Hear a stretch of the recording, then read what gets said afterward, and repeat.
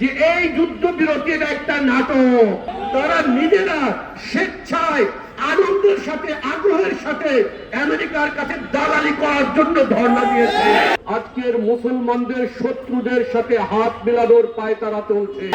এই নাটকের নামে তারা এখন মুসলিম বিশ্ব থেকে সেনাবাহিনীদেরকে নিয়ে মুসলমানদের বিরুদ্ধে দাঁড় করানোর চেষ্টা করছে। কোন মুসলমান নির্যাতিত হয় তখন অন্য সকল মুসলমানদের দায়িত্ব ছিল সেই মুসলমানদেরকে রক্ষার জন্য নিজেদের সব কিছু ত্যাগ করে তাদের পাশে দাঁড়ানো। কিন্তু আজ আমরা দেখতে পাচ্ছি যে তাদের পাশে না দাঁড়ানোতেই আমাদের কার্যক্রম ক্ষান্ত হয়নি, বরং আমরা দেখতে পাচ্ছি একটি অন্যতম বৃহত্তম মুসলিম দেশ হয়েও আজকের মুসলমানদের শত্রুদের সাথে হাত মেলানোর পায়তারা চলছে। আজ বাংলাদেশের রাজনৈতিক নেতৃবৃন্দ যখন ক্ষমতার হালুয়া রুটির ভাগ বাটোয়ারা নিয়ে ব্যস্ত, তখন আমরা আজকের আপনাদের সামনে এখানে দাঁড়িয়েছি কোন রাজনৈতিক উদ্দেশ্যে নয়। আমরা দাঁড়িয়েছি কতিপয় নগণ্য বান্দা, একমাত্র মুসলিম হিসেবে, আল্লাহর বান্দা হিসেবে মুসলমানদের পাশে দাঁড়ানোর দায়িত্ব থেকে এখানে দাঁড়িয়েছি। আমাদের কোনো রাজনৈতিক সুবিধা হাসিলের কোনো উদ্দেশ্য নেই, আমাদের কোনো স্বার্থ নেই। আমাদের একটাই স্বার্থ, আমাদের মুসলমান নির্যাতিত ভাইদের পক্ষে আমাদের কণ্ঠস্বরকে তুলে ধরা। আজ গাজ্জা শুধু একটা শহর নয়, আজ গাজ্জা সন্তান হারা মায়ের বুক। আজ গাজ্জা একটা শহর নয়, এখানে প্রতিনিয়ত মাটিতে ছিটকে পড়ছে মৃত শিশুর খেলনা। আজ এখানে প্রতিনিয়ত ধ্বংসস্তূপ থেকে নিঃশ্বাস বের হচ্ছে মৃত মানুষের, যে আত্মা এখনো বাকি আছে সেই ধ্বংসস্তূপ থেকে মৃত মানুষদের নিঃশ্বাস বের হচ্ছে এখনো। আপনারা শুনেছেন যে যুদ্ধ বিরতি হয়েছে, শুনেছেন না? বাস্তবতা কি আমি আপনাদেরকে একটু তুলে ধরি।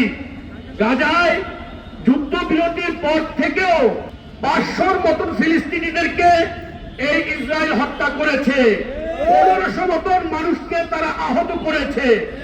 আল জাজিরার রিপোর্ট অনুযায়ী 1193 বার কমপক্ষে এই ইসরায়েল আপনার যুদ্ধবিরতি চুক্তি ভঙ্গ করেছে। তাহলে যুদ্ধবিরতি কি আছে? এই যে যুদ্ধবিরতির নামে যা কিছু হয়েছে ট্রাম্পের প্রস্তাবে, ইসরায়েল যখন তারপরেও এই আগ্রাসন বহাল রেখেছে, এই ট্রাম্প কি তাদেরকে থামিয়েছে? থামায়নি। যে এই যুদ্ধবিরতির একটা নাটক, এই যুদ্ধবিরতি একটা ট্রাম্পের নাটক। এই নাটকের নামে তারা এখন মুসলিম বিশ্ব থেকে সেনাবাহিনীদেরকে নিয়ে মুসলমানদের বিরুদ্ধে দাঁড় করানোর চেষ্টা করছে। 10 জানুয়ারি 2026 বিবিসি বাংলা রিপোর্ট করছে, বিবিসি বাংলা লিখছে, গাজার জন্য ট্রাম্প প্রস্তাবিত বাহিনীতে থাকতে চাইছে বাংলাদেশ।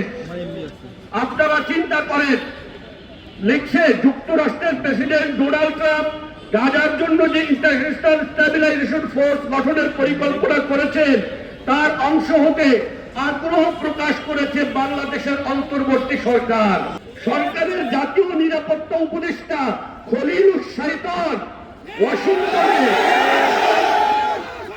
খলিলুর রহমান নয়, খলিলুর শয়তান, খলিলুর শয়তান, এই খলিলুর শয়তান বলেছে যে ওয়াশিংটনে যুক্তরাষ্ট্র রাজনীতি বিষয়ক under secretary of state Alison Hooker ও সহকারী পররাষ্ট্রমন্ত্রী পল কাপুরের সঙ্গে বৈঠকে এই আগ্রহের কথা প্রকাশ করেছেন বলে জানিয়েছেন প্রধান উপদেষ্টার প্রেস উইং। তাহলে আপনারা দেখেন, এখানে তাদের উপর কোনো মারাত্মক চাপ প্রয়োগ করা হয় নাই। তারা নিজেরা স্বেচ্ছায় আনন্দের সাথে আগ্রহের সাথে আমেরিকার কাছে দালালি করার জন্য ধর্ণা দিয়েছে।